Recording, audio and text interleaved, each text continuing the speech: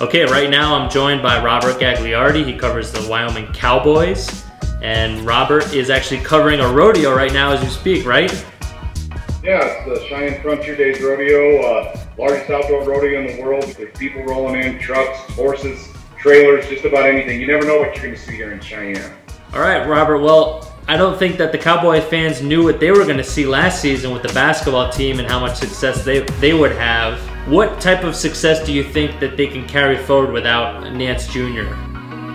Well, it's going to be tough because, that was with Larry Nance and Derek Cook and Riley Grable, there was so much experience that had been there for 4 years, 3 to 4 years, and now Josh Adams is the lone senior on this team who really kind of carried this team in the postseason, especially in the Mountain West tournament as the tournament MVP. But now he's not only going to be, relied upon to do more on the floor probably, but also lead this team. And Josh was a good leader last season with a group of experienced guys, but now there's 12 freshmen and sophomores on this roster. So a big, say it's kind of rebuilding in a lot of ways it is, because Coach Larry Shai likes to dub this program a developmental one, where you bring in guys that maybe aren't the most highly touted kids coming out of high school. Like Larry Nance Jr. was not a 5-star recruit coming out of high school. Very few people knew about him aside from his name recognition. So could be a little tough this year, certainly some growing pains, but seeing what they did last year, they know it can be done, and I think that goes a long way to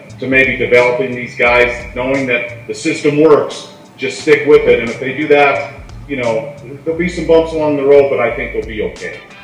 Now, Josh Adams, is he the clear-cut leader this offseason, and what are you hearing from him this summer? He's really setting a great example this summer. He's putting in the extra time in the gym and kind of doing it by example. And he even told me the other day, he goes, I can't expect or even demand things from other guys if I'm not putting in the work myself. What can we expect from the recruiting class? Who are some of the incoming freshmen? Well, I think a couple guys to look for. One is Austin Conway, a quick little point guard out of the Denver area, maybe one of the quickest point guards in the region, maybe even in the country. Was a stellar high school football player down at Overland High School in Aurora.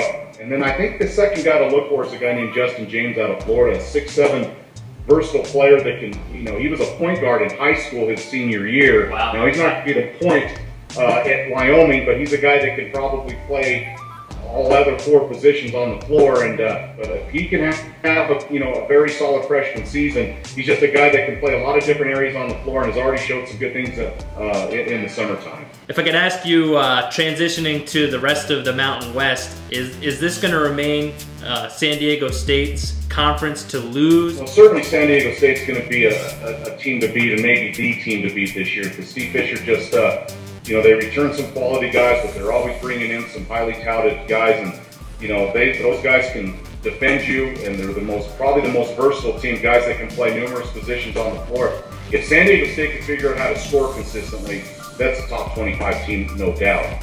But other teams to watch, Utah State, even though Stu Morrill stepped down as the longtime coach, his longtime assistant Tim Doria took over, they return all 5 starters.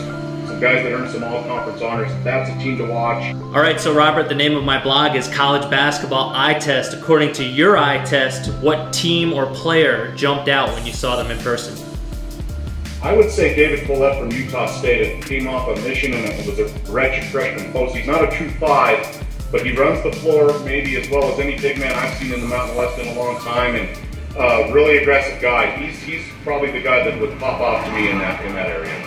All right, he's Robert Gagliardi, covers the Wyoming Cowboys, and give him a follow at RP Gagliardi on Twitter. Robert, thank you so much for your time.